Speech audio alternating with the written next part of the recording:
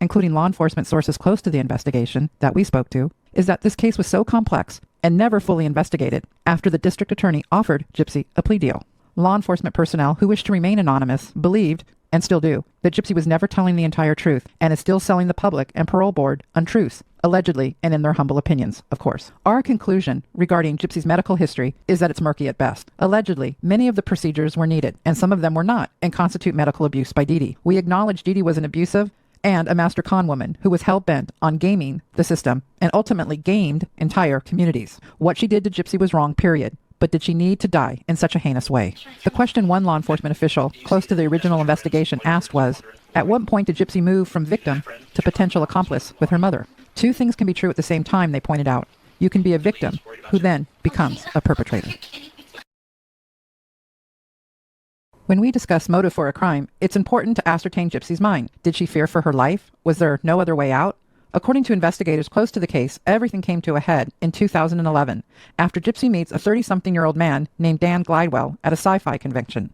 Witnesses reported Gypsy became obsessed with Dan. Glidewell gave sworn testimony in court about his relationship with Gypsy. Glidewell stated under oath that he kept in contact with Gypsy via video chat. He says that Gypsy told him her mother made her stay in a wheelchair and had unnecessary medical treatment. Glidewell testified that their relationship developed from friendship to a sexual relationship. They would send explicit videos to each other. He testified about how they role-played occasionally. He referred to Gypsy as being shy and timid. However, Dan also testified that he developed a taste of power exchange role-playing from Gypsy. That's right. This is a very important point. Dan testified that back in 2011, the year he met Gypsy, he developed a taste of power exchange role-playing from her. He says she would send nude photos, dress up in costumes, and use various fictitious names. Glidewell says he was injured and that Gypsy visited him while he was in the hospital, not in her wheelchair. She told him she wanted to go to Arkansas to restart her life. As those in law enforcement pointed out, this sworn testimony contradicts Gypsy's narrative in many ways. She claimed it was Nick who led her into the BDSM world of role-playing, when clearly Dan claimed under oath it was Gypsy who introduced him to this role-playing power exchange. Could Dan be lying? Sure, he's a convicted felon. However, he has zero motive to lie about this. And in our opinion, and those we spoke to, Gypsy had a motive to paint Nick as the aggressor, where the role-playing turned into a very real-life crime. This was integral to her narrative, it was integral to her plea deal, and it was integral for her to get early parole. In fact, when Gypsy's lawyer set up an appointment with a psychologist ahead of her parole hearing, she claimed something very different than Dan's sworn testimony under oath. Take a look at this. The parole board often looks at these psychological reports to determine if a convict is ready for early release. According to the Missouri Law Review, while the process for conducting psychological evaluations varies state by state, it commonly includes an interview with the inmate by a trained psychologist. This psychologist includes in their report an opinion on a matter relevant to the parole decision. According to the report, the biggest factors for early release include the convict must be completely truthful about their crime. They must take full responsibility, and they must be sincerely remorseful. Dan Glidewell was ironically mentioned by both Gypsy and Nick while awaiting their police interviews right after being arrested. Many in law enforcement close to the case are alleging Dan remained one of Gypsy's biggest obsessions. In fact, Gypsy was caught on the interrogation video claiming she only knows 3 phone numbers by heart, and Dan was one of them. Nick also mentions Dan, saying, quote, "I'll apologize to everyone, but not Dan," end quote. Here are those videos. If it wasn't for us, it was the only way to be together.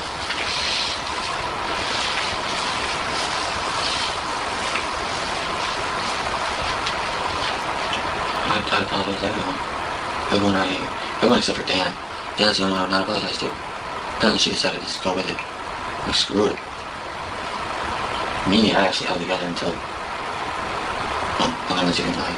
The problem is I can't remember her number.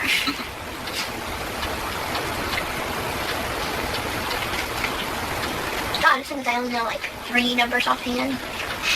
Yes, I don't know as many as I should, that's for sure. Most of the numbers I know offhand are work numbers. Other than that, my mom. That's pretty good. The only numbers that I know offhand, my mom usually keeps all the numbers in her cell phone or on a piece of paper at home. And the only ones that I know are my mom's number, Nick's number, that just got arrested, and my friend Dan's number, but we're not on good speaking terms. So As Gypsy awaited her police interview or interrogation, she chatted up a young detective. Our sources revealed senior detectives assigned this, quote, good-looking cop to stand in the doorway, hoping Gypsy would open up and reveal herself. Gypsy wasted no time boasting and engaging the young officer, first making it clear she's a good girl, telling him she went to the hospital very embarrassed to be in handcuffs, but she had to go because she had a seizure disorder and needed meds. Later, before her interrogation begins, she boasts about her great times at theme parks, her VIP status, and exclusive packages. Oh, and all the food and sugar she consumed while on these wonderful trips with her mother. She sees herself as a righteous character who does the right thing, knowing full well that she had orchestrated her mother's demise. It's quite shocking how she can say those words out loud and mean it. Gypsy's overall demeanor here says it all and told detectives all they needed to know about how just unaffected she was about planning Dee Dee's demise. Meanwhile, at the same time, this is so sad, a few doors down, as Nick awaits his interrogation, he was having a nervous breakdown, worrying about his true love, the woman he just threw his life away for. Take a look at these clips.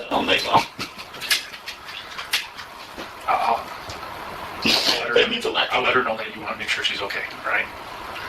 Yeah, And that yeah, let her know that, and also let her know that, yeah, and that's what I want to know, is she's thinking about me, because I've been worried about it. I have no reason to be, because I know she's going to take care of something, but she's not in any danger or any threat or any harm. Exactly. It's okay. It's that I just, they were older. I know, and after these guys talk to you and that, maybe you'll get dealt with it, maybe you'll get the whole her down, okay? Okay, I understand. And I do thank you, like I said. I need some Kleenex? Well, you okay, can maybe sit there. All right, okay. I can't do it. I don't want to miss her anymore. I don't want to miss her anymore. I want to build older. We also learned that Gypsy's penchant for violence against her mother manifested in 2011 after Dee Dee thwarted Gypsy's plans to be with Dan, her 30-something-year-old paramour. Gypsy admitted to picking up a G-U-N and pulling the trigger 10 times. Granted, it was a BB-G-U-N, but Gypsy said she thought it was real. Dee Dee was treated at a hospital, and the pair made up a story about being robbed at a Walmart parking lot. In our opinion, this pivotal relationship with Dan appears to be the motivating factor that leads Gypsy to start planning her mother's demise. Remember, this is a full year before she meets Nicholas Godejohn. Even Nick, who has an IQ of 82 and lives with autism, questioned Gypsy's relenting obsession with getting rid of her mom in a series of Facebook messages. I have to ask you something. How crazy do you think Gypsy is? You won't hurt my feelings or anything. I really want to know though, since I just obviously can tell she is. I just can't seem to put in words how crazy I think she is. Like, oh my God, you that he thinks she's crazy. Yeah. And the friend replies, well, I don't know how to put it into words either, but I'll be honest, I would not ever unalive my mum or anyone else unless they try to unalive me first. So the person's giving him advice saying, this isn't normal. No. It's a shame that Nick didn't take that advice. Things could have changed. He could have had a different story, maybe. Yeah, exactly. But he chose he went on the path he went on anyway. No. Anyways, let's go to the next text message, Mars. So Nicholas responds and he says, Yeah, I know. I suppose situations change people though, to where others are willing to do things that other people aren't. And obviously my mum, even though she has been hard on me, overall, she has been a very good mother to me. So I couldn't ever do it to her. And the only reason I can understand it with her mum is because how unreasonably poor her mum treats her. But since it is a last resort thing, who knows? Maybe it won't ever have to happen.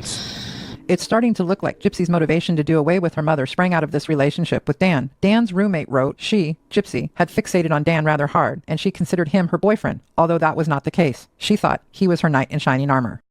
We had to ask, where is Gypsy's anger coming from? When her mom allegedly put a voodoo curse on her seems to have pushed Gypsy over the edge. This alleged curse had to do with Gypsy's relationship with Dan, Dee Dee proclaiming that Gypsy would never find happiness with him or with any man.